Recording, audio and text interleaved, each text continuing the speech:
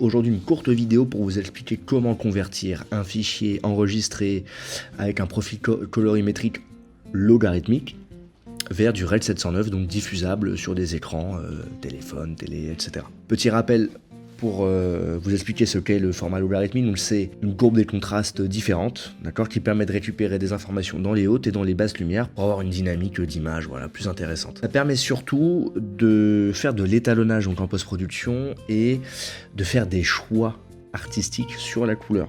Chose que le REL 709, quand on enregistre sur son boîtier, ne permet pas puisque ces choix artistiques sont déjà faits par le constructeur. Alors dans cette situation, j'ai tous ces fichiers qui ont été donc faits pour France Gallo. Ils sont tous en log, j'ai tout filmé en log, 422 10 bits. Si je clique sur un fichier ici, je vois voilà par exemple 422 par exemple ici. Et si je regarde dans mon onglet étalonnage, je vois aussi voilà du 10 bits ici, donc 422 10 bits.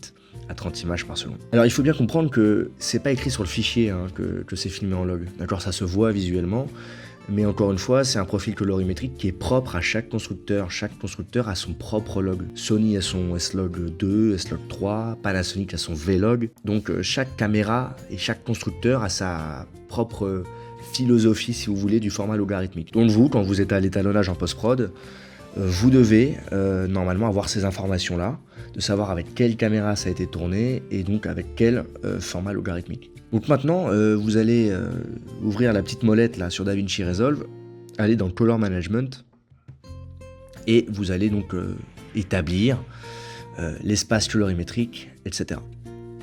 Dans le Timeline Color Space, vous stipulez bien que vos rushs sont en Panasonic Vegamut, Panasonic Vlog. Dans le cas où vous avez filmé donc avec un Lumix par exemple, puisque Lumix ça appartient à Panasonic et c'est donc le Vlog qui est utilisé.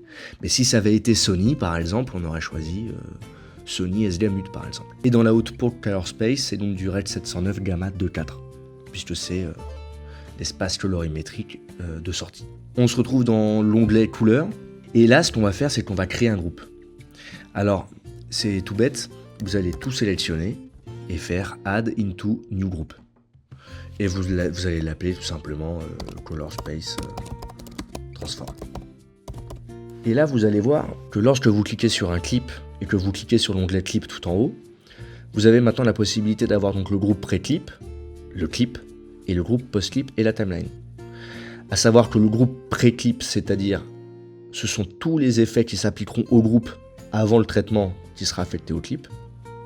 Et ensuite, le groupe post-clip, ce sont tous les effets qui sont appliqués au groupe, d'accord, avant le traitement individuel fait sur le clip. Ce qui veut dire que ici, pour mon rush qu'on voit ici, là, si je clique sur le groupe post-clip, j'ai un nœud qui s'affiche, et dans ce nœud, je vais y mettre un effet qui s'appelle le Color Space Transform. Boum. Et dans l'input Color Space, je vais mettre tout simplement le profil colorimétrique de ma caméra, donc du Panasonic Vegamut. Et le gamma, c'est du Vlog. Vous voyez déjà, l'image change, d'accord? Et ensuite, dans la Output Color Space, là, je vais mettre du REL 709 Gamma 2.4. À savoir que l'Output Color Space va aussi dépendre de ce sur quoi vous voulez diffuser, d'accord? Vous pouvez mettre ce que vous voulez. Mais le REL 709 Gamma 2.4, c'est l'espace colorimétrique le plus répandu pour les écrans HD. Vous pouvez renommer votre nœud, voilà, si vous voulez être organisé, vous l'appelez Color Space, Transform, Out.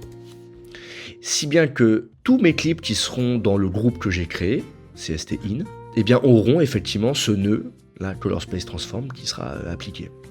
Et si je clique sur l'onglet clip, là je n'aurai que les effets qui seront appliqués sur ce clip là précisément.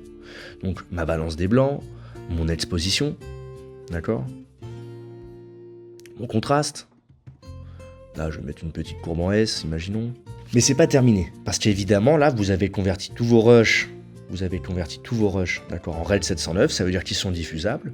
Vous pouvez donc aussi les étalonner un par un, et là ça demande énormément de travail, et c'est aussi la raison pour laquelle vous avez filmé en log, c'est pour pouvoir avoir cette souplesse à l'étalonnage. Mais il faut maintenant rendre les fichiers vidéo de sorte à ce qu'ils soient diffusables un par un, ou consultables en tout cas avec du REL 709. Alors dans cette situation, deux solutions s'offrent à vous. La première, c'est de faire un rendu en H264 ou en H265. C'est-à-dire qu'il n'y a pas d'autre post-prod après. vous voulez que le fichier soit lisible directement, vous prenez pas la tête.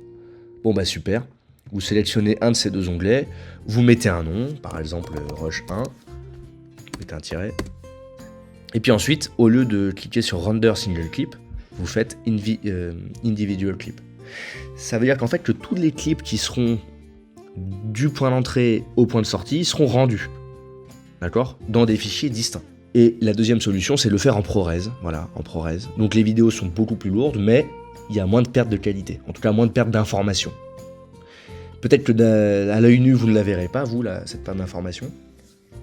Mais en tout cas, sachez que d'un point de vue informatique, il y a une différence qui est notable entre le ProRes et le H264. Voilà, c'est tout pour moi, j'espère que cette vidéo vous aura aidé. Je vous montrerai aussi la méthode sur Adobe Premiere Pro. Il y a aussi une méthode évidemment pour convertir du Vlog en RED 709. Je vous remercie de m'avoir écouté. Si cette vidéo vous a été utile, n'hésitez pas à lâcher un pouce bleu, à me le dire en commentaire et puis à partager cette vidéo autour de vous.